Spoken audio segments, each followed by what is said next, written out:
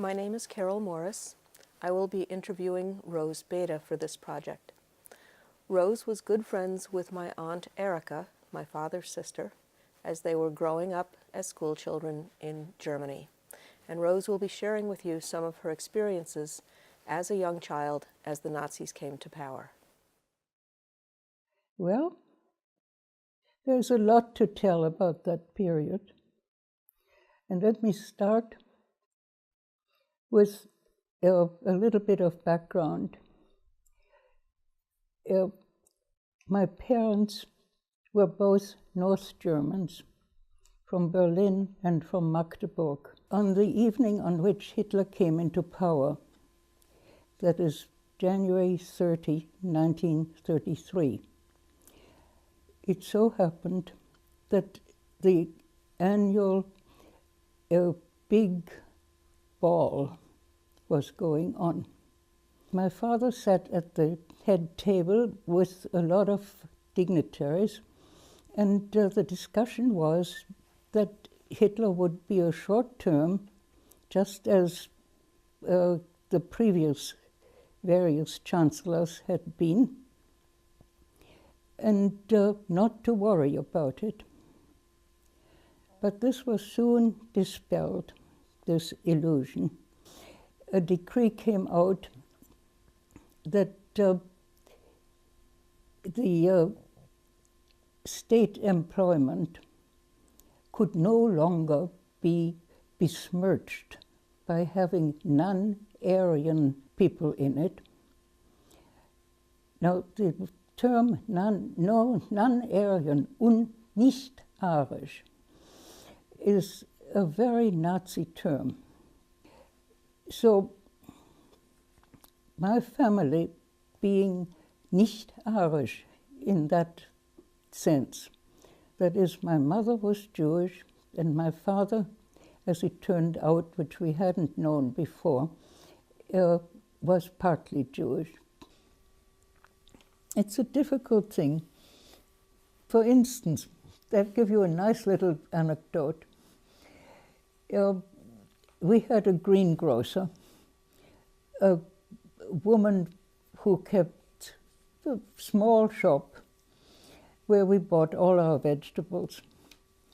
And somehow or other, she and my mother got into a conversation about the current goings-on. And my mother said something about Jews not being welcome and that this was a problem for her and so on.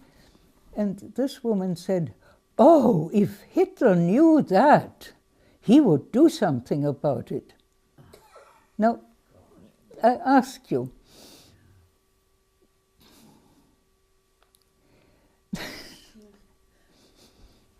but that was typical for our area, you see. But then I went to the high school. In the beginning, nothing much changed.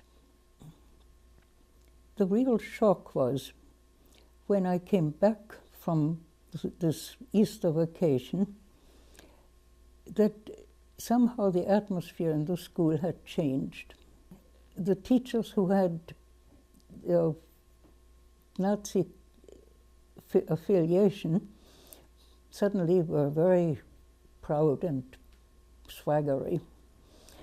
And the teachers who had democratic tendencies were thinking very hard of what they should say and what they shouldn't say. I didn't like going to school anymore.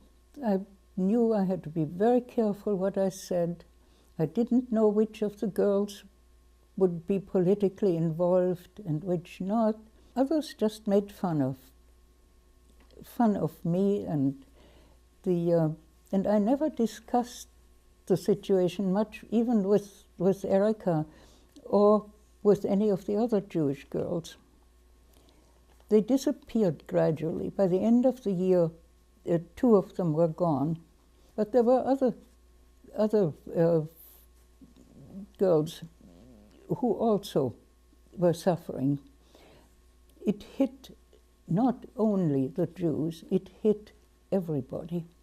And some it made triumphant and some it made depressed. Our friends became certainly more Jewish than they had been. I mean, it narrowed down to with whom one could talk. I liked and talked quite a lot with another girl.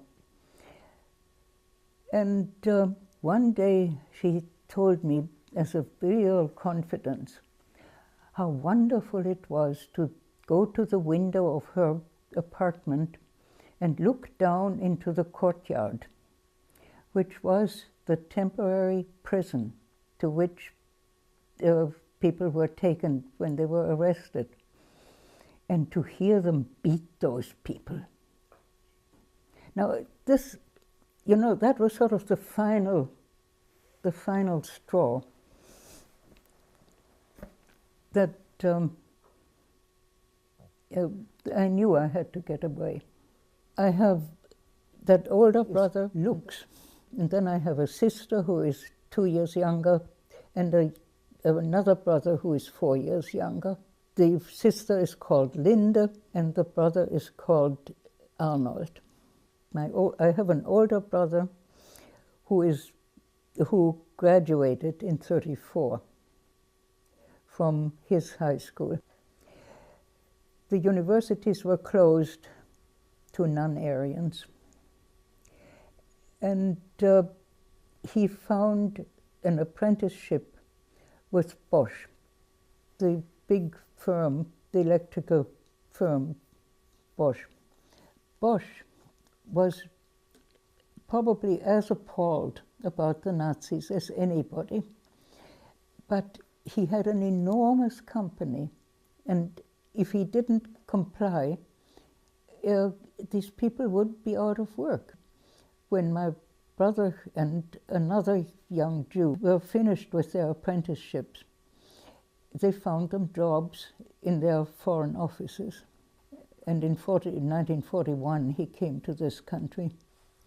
My sister had a much harder time because she could not keep silent.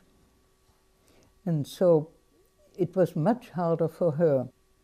She finished school, and I think the hardest thing that hit her personally was that the graduating class always put on a theater, and it was Antigone. She went through all the rehearsals expecting to be Antigone in the play, and on the last day before the performance, they told her that her understudy would be doing all the performance, and this was really hard on her after the expectation having been fostered. My father stayed, as I said, and taught for a long time, but then his teaching was removed too. But they left him his institute. He had an institute of theoretical physics where they did X-ray and crystallography. But then one day there was a student talking to the assembled faculty, telling them that they shouldn't teach all that nonsense that Einstein and various other Jewish people had invented. And at that point, my father was so shocked that he got up and walked out. And when he went to the ministry the next day, the minister looked at him and said, "Now I can't hold you."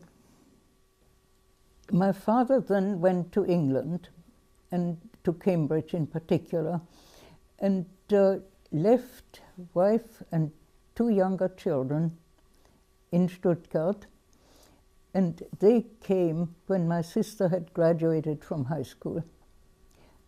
So my father left in the fall of '37, and the rest of the family in the spring of 38. A friend of ours had been in America and gone around in America looking for a way of getting me a sponsor. And in March, 2 months after I'd gone to France, the sponsor came through. And so I went back to Germany on Carnival night, which meant that it was a very traumatic trip because people were still drunk from carnivals and so on. But the main drama was that I had to go back into Germany, and I was very worried whether I would make it through the passport control. But I did. Nothing happened. And then I got the visa for America, and by the end of April, I came to this country.